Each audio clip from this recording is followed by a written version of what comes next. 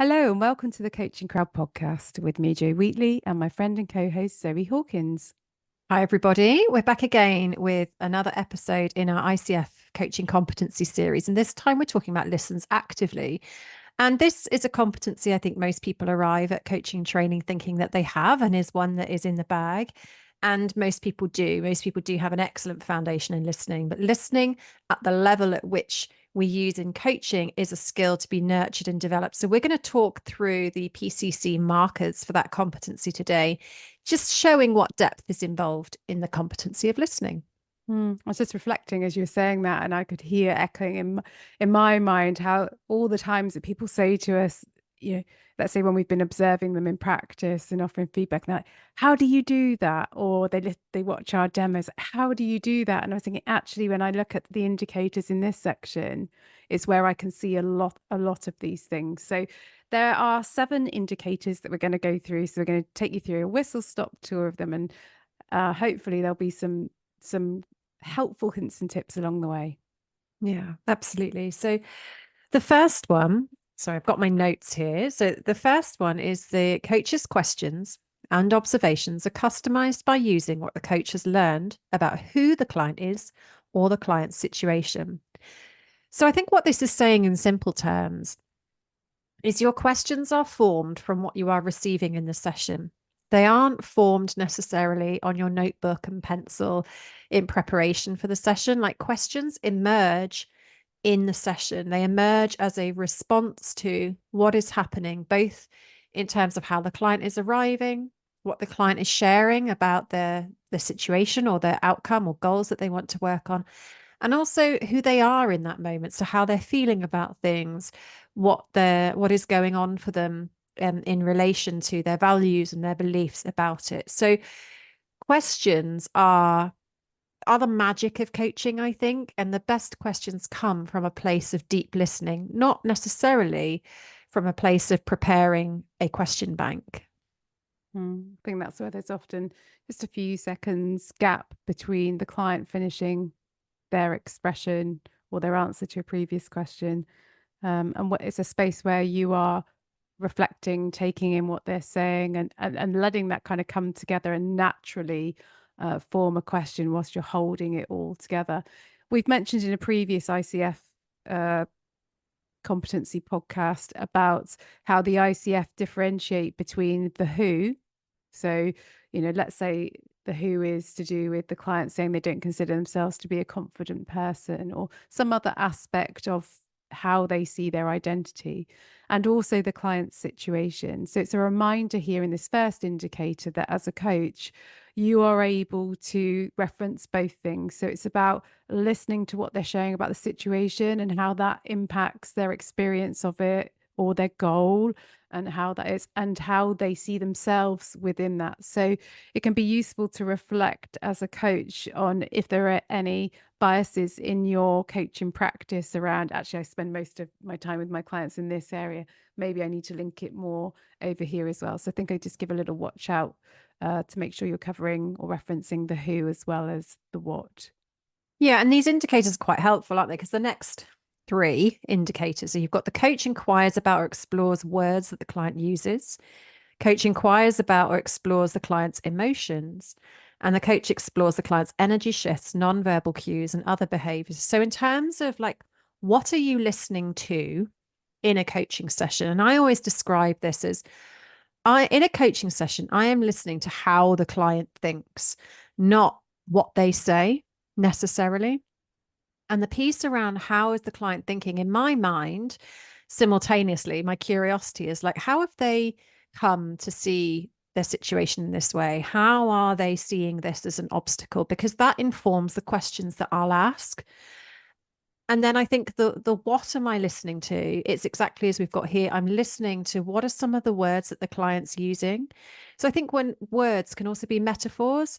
So a client might say, I just am banging my head against a brick wall.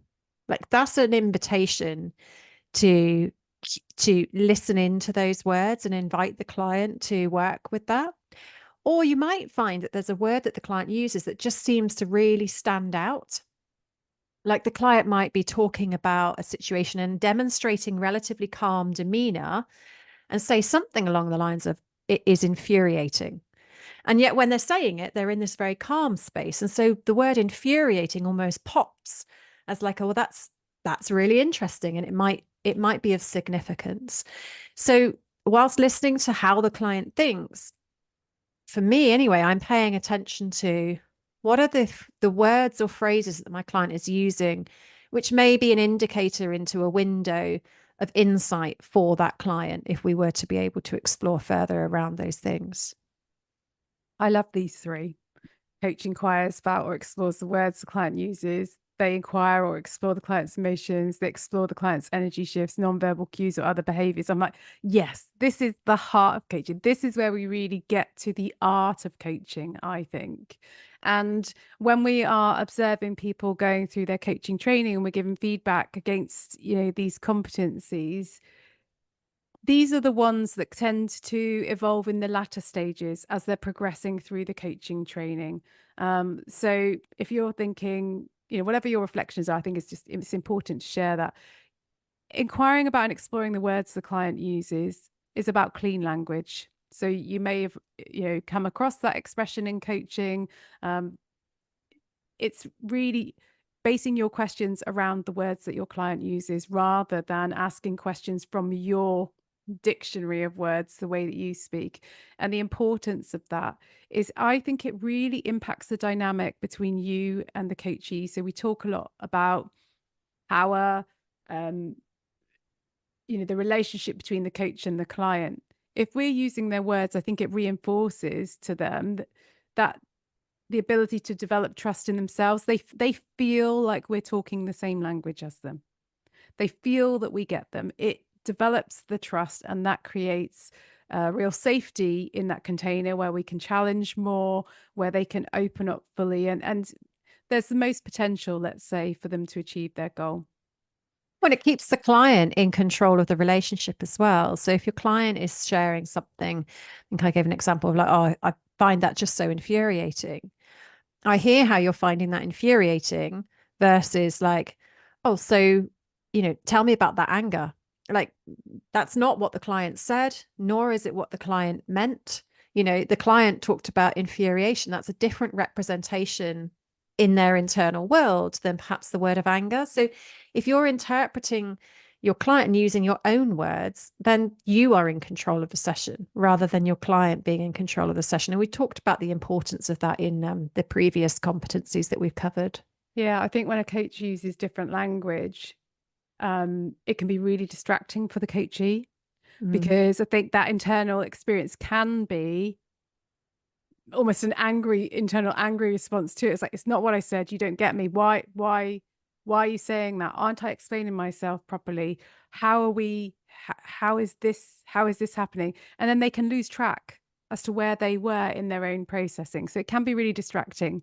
Not always, because sometimes uh, when we offer, well, better still, we help the client to explore that infuriation, and they may come to a realization that it is an expression of anger if we were going to go back to the roots of the emotions. So the coach inquires about or explores the client's emotions. Now, you all probably know by now that if you want to do more of that, then our emotions coaching practitioner training is the absolute hub and place to do that. And if this is the content within coaching that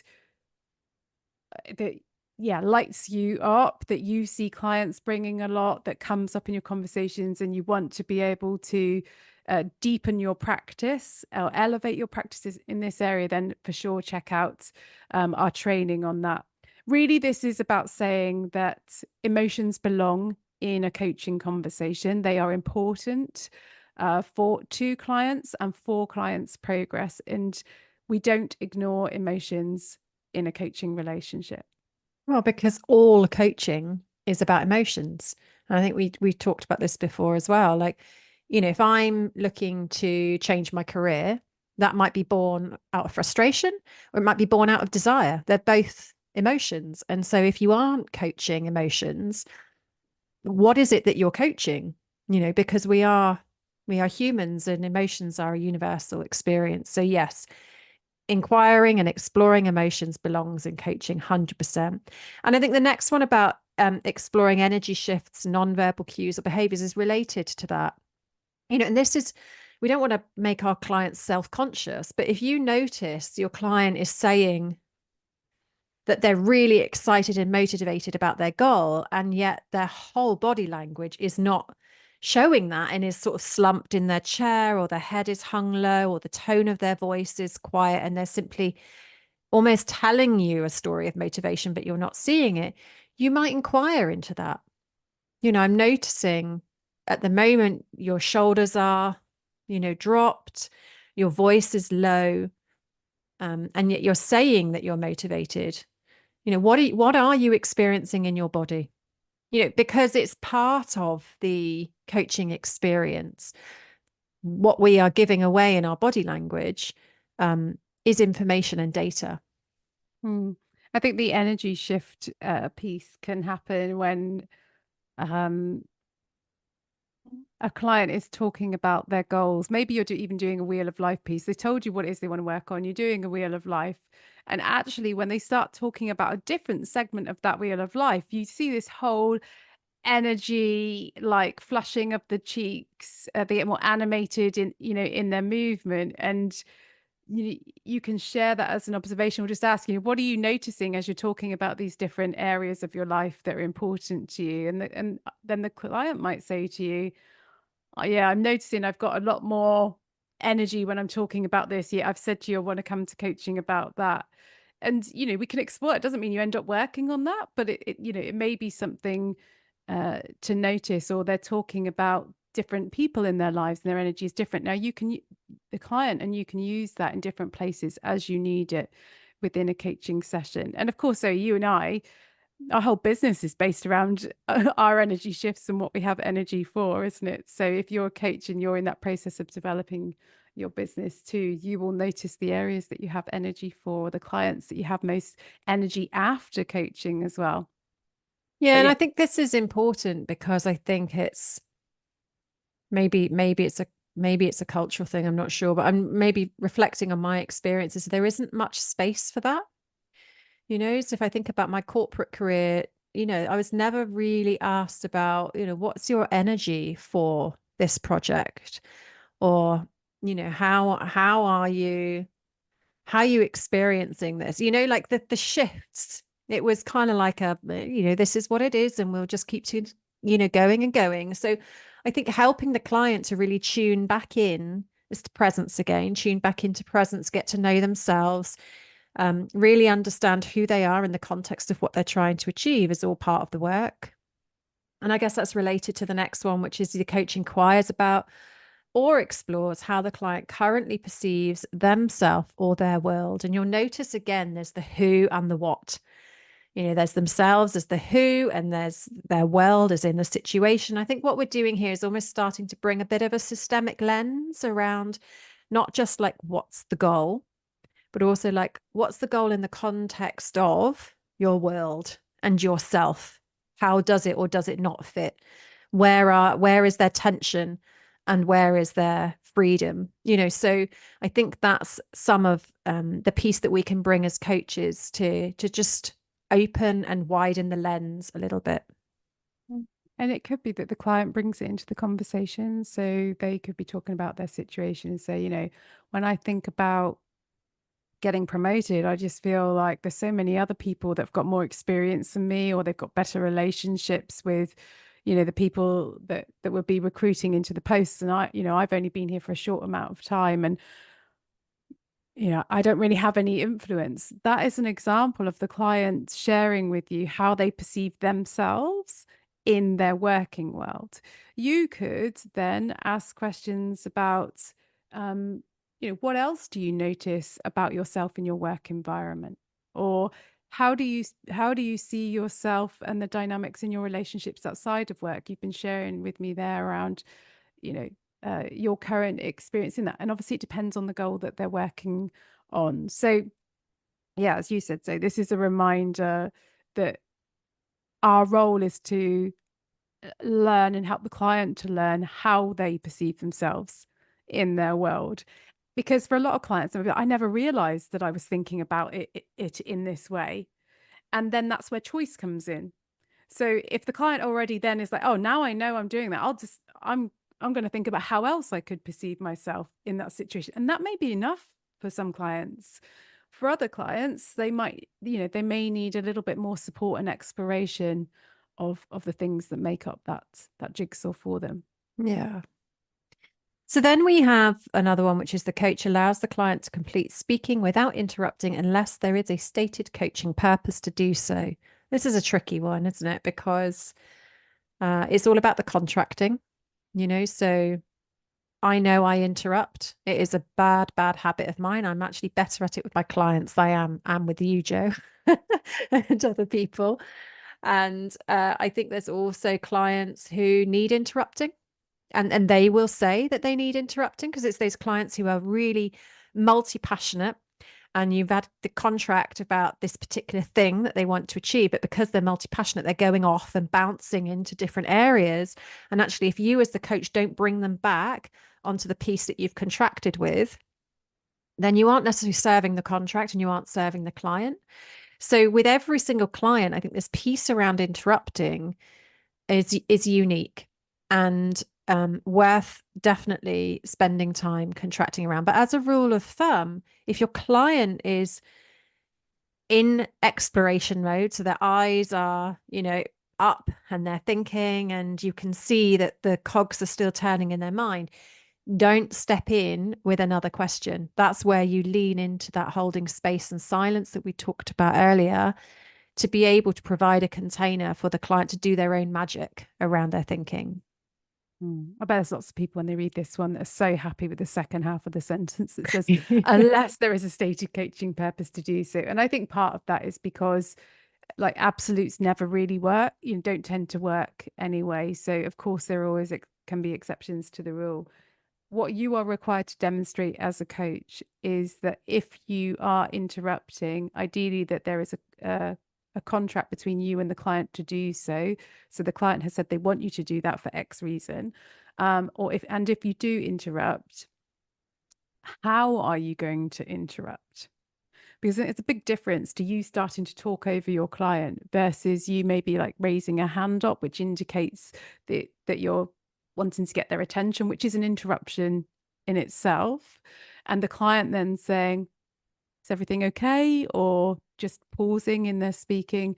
And then you coming in and maybe saying, I'm sorry to interrupt or create a pause here. I wanted to check in with you. I know you said this and you asked me to, to bring it to your attention if you did this.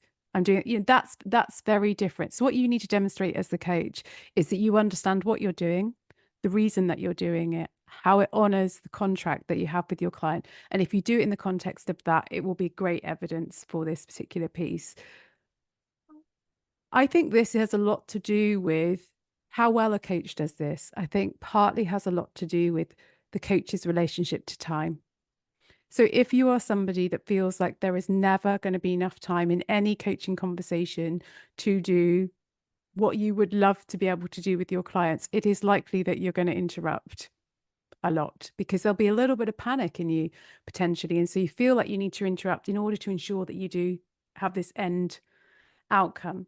If you have, a belief more that you have all the time in the world, or that the client will use their time in the best way for them, and become a little bit less attached to, the idea of what success was at the start of the session versus the end, you'll probably find it easier not to, and to believe that there is time to enable the client to exhaust their current thinking or expression of their thinking at that time. So, you know, it's quite fascinating, the interrupting piece. And I do think there is real value in interrupting as a coach, but I think that can only come after we've really learned the discipline of not being able to not interrupt at all. And I Mm. think once we've got that discipline, then we might be able to start to experiment more with the art of doing that and contracting. So that's that one. And Yeah. the final one is the coach succinctly reflects or summarizes what the client communicated to ensure the client's clarity and understanding. This is a fascinating one because we've seen many different examples of summarizing, and I think we even did a podcast episode Mm. around this. When coaches are starting out, we tend to see two extremes: no summarizing at all, or summarizing every single word that the client has said. Um, and and it can feel quite hard, and sometimes I think people can feel it's like almost impossible to know like how to summarize. When to summarize is also an important thing to kind of get to grips with. And I think just be patient with yourselves. This will come over time. I think this is quite a strong overlap, so to the conversations we have with people around note taking. um how do you manage to do that, and how do you capture all of those things? I try and hold in my mind what is the core of what my client is trying to achieve, and it relates to me very much to the words the client uses, where you were describing like the words that we experience as like popping or standing out, almost highlighted in what we hear from our coaching clients. But the succinctness, the word succinctly in this particular indicator is really, really important. There's a couple of things about summarizing that relate to what we've said before around using your client's language. So when you're summarizing, the art of summarizing is really about summarizing back in your client's way, not like summarizing back what you've heard in your way. I think that's important. And I think there's a piece about summarizing for you and the client. So summarizing for the client is really about helping them to hear back what they've said, because some clients just don't recognize what they're saying. And it can come as a surprise. I'm like, did I really say that? So that's great for enabling insight and awareness. And there's also for you as the coach, and not selfishly, it's for you as the coach so you can be the partner to the client. But it's like, can we just take a pause for a minute? Let me summarize what I've heard so far. This is the goal that you want from this session. This is the challenge that you have. These are the obstacles. This is how you're feeling about it. Are we on the same page? And it's an opportunity for your client to go, yes, and blah, blah, blah, blah, blah. Or no, actually, I think it's this that I want to focus on, because sometimes as a conversation is evolving, the client's mind is shifting, and there are external verbal processes, aren't they, that will just arrive at a session and talk it out as they go. And then there are those that are internal. So the art of summarizing helps to bring a shared understanding of, are we in the same place in this coaching conversation? Has it moved on? Do we need to do any recontracting? And I think that's the piece here, which is around, for clarity and understanding. And that's for the client, and it's for you as the coach to be able to be of service to your client. I think when this is an example of when this is done really well is a client could have spent 5 minutes talking about something that's really important to them, and they may have been getting out of their head, verbalizing what's been going round and round and round and round and round in their head, that has just become layers and layers of the same thing. And when you summarize what they've said, you can summarize it within 10 seconds using their words. So pick up, and the client goes, oh my God, that's exactly it. And the danger there is that you, as the coach, almost give yourself a big hug, big pat on the back. It's like, oh, well done, me. I did a great job of that there. And you almost psychologically exit the conversation into your own little private, happy space. And then you're not sure what to do next, because the client has said, that's exactly it. And they're enjoying the experience that they've been able to articulate what it is, that they've been understood, that they've got some clarity. And I think sometimes that's a really tricky space in the coaching conversation as to, so what do you do then? What comes Yeah. next, without it feeling abrupt, because you've had this almost landing space. And that maybe is an example of a time where you hold the silence, you create the silence and wait for the client to fill it. They said, yes, that's it. Now let them think about, so what does that mean for me? Mm. And you go back up to the first point that we raised in this, which is around your questions evolving from what the client shares. And that might be a moment where, as you said, you sit in some silence and then say, so what next? Or so what now? Or what does that mean for you? Just a simple question to let the client continue to decide where they need to be. Or if they say, yes, that's exactly it, the word it becomes interesting. It's like, so what is the it? You can get lost straight after that clarity. Yes, that's exactly it. Well, you might have summarized with three things in there. So then you might say to the client, so what's the core of the it? As an example. And to anybody listening in, if they just kind of listened into a conversation at that point, would think, what on earth are you talking about? But you and your client are writing it together and you completely understand each other. And then the client might say an answer to like, what's the core of the it? They might not even use a word they've used before. So they've said, yes, that's exactly it to those three things. And then they come back when you say the core of it with something they haven't even mentioned yet. And that is them moving on. That has Yeah. enabled, it's given them that bridge to walk across, if you like. And that's the stuff that happens in coaching. Yeah. So listening is really magic. And there's a lot of unlearning that happens in coaching training and a lot of, deepening of skills that you already bring. So if you have been thinking about training to be a coach and you're wondering, which coaching course is right for me, then come and do our quiz at mycoachingcourse.com where we answer that exact question. And if you're interested in our emotions coaching course that we mentioned in this podcast, you can find details and book onto that course at igcompany.co.uk/emotions coaching.